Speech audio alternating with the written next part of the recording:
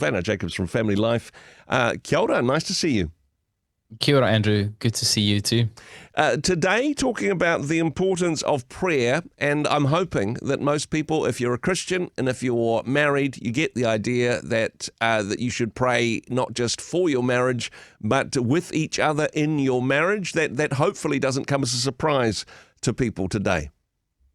Well, I was once having this conversation on relational tips on a non Christian context. It Yep. was a secular forum, and we all had like two tips that we had to share. Mm-hmm. And funny enough, as we went around the room, we all had our one and two tips. And as I was giving my second tip, I was saying my tip was going to be pray together. Yeah.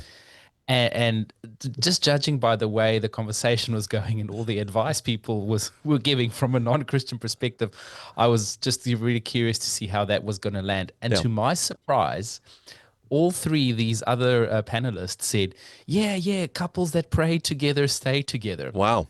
And I'm thinking, wow, even the non-Christians know this to be true, right? Yeah.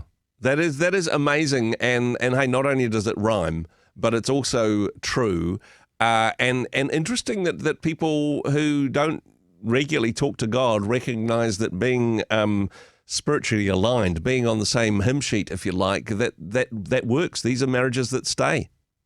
Yeah. We need to ask ourselves, though, Andrew, why do we not pray together? Yeah. If we're not, Yeah. okay? And I'll be honest, like this has been one of the most challenging hurdles for us to overcome in our marriage. And I think it's not a fact that we don't want to. Mm-hmm. It's just that you fall out of habit of praying together. Yeah.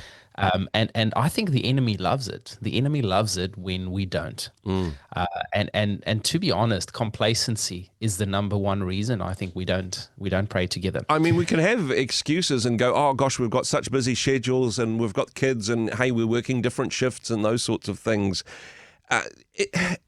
Even though just a touching base, is it like, oh, well, you don't want to do anything too token. If you just pray for each other as you leave for the day and you pray before you go to bed and you pray before meals, is that too light or is that at least a step in the right direction, Wynand? Well, let's put it this way, Andrew. Do you think that brushing your teeth is too token? At least once a month, if I don't have time for as regularly as I can. Right. But honestly, sometimes I'm rushing out the door and I thought, oh yeah, I forgot to do that thing.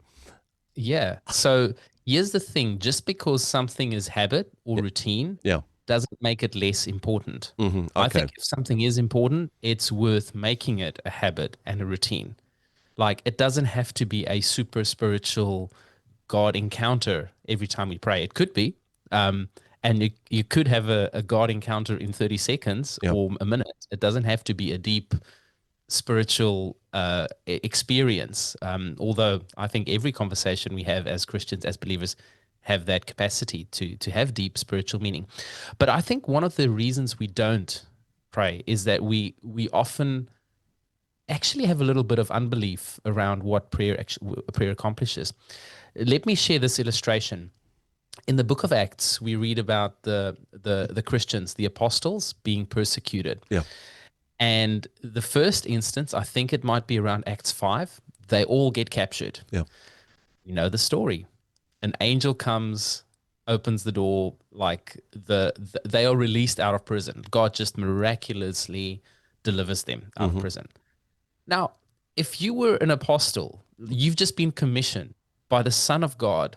You witnessed him rise from the dead. Like there's a sense of boldness, and then you get caught for your faith. You get captured, and God himself sends his armies to release you. Like, I don't know about you, but I'd feel pretty invincible after that. Yeah. Okay. Yeah, exactly. And so only a few chapters later, we read that now there's a new strategy to persecute the Christians. Let's take them out one by one. And so James gets captured. And possibly the disciples could have thought, no, God's just going to release him again. God's just going to save him again. Like these guys have nothing on us. We've got the God of the universe on our side. Like, you can't touch us. Yeah. We read no account of the church getting together, praying for James. We just hear the sobering news that he was executed. Mm-hmm. Okay, so next, only a few chapters later, the execution goes well. The Jews love it, and so Herod thinks, "Let me take Peter. Peter's next." Yeah. But now the church is awake, and what do? They call a prayer meeting. Yeah. They are so fervently praying for Peter, for God to save Peter, that they don't even recognize it's really him at the door when he knocks. And Yeah. and the reason I share that story is, have we forgotten the power of prayer? I think we have, because if we remember, if we truly know what God accomplishes when we pray, we would just do it more often. Yeah. We would not struggle to, as I think Peter writes, pray without ceasing. It's also really good, I think, relationally. If you're praying with your husband or your wife, it's just a really good way of settling accounts. If there's anything prickly, if you're praying words of blessing over somebody, it's really difficult to stay mad with them, right?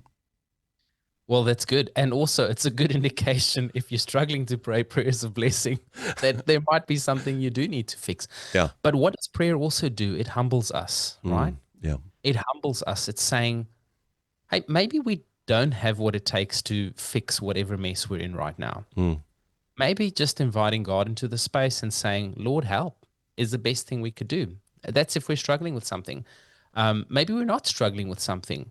Maybe just inviting God into that space and say, Lord, everything we're enjoying is only your doing. Thank you. Thank you for your blessing. But let's make a habit of praying together and actually doing it.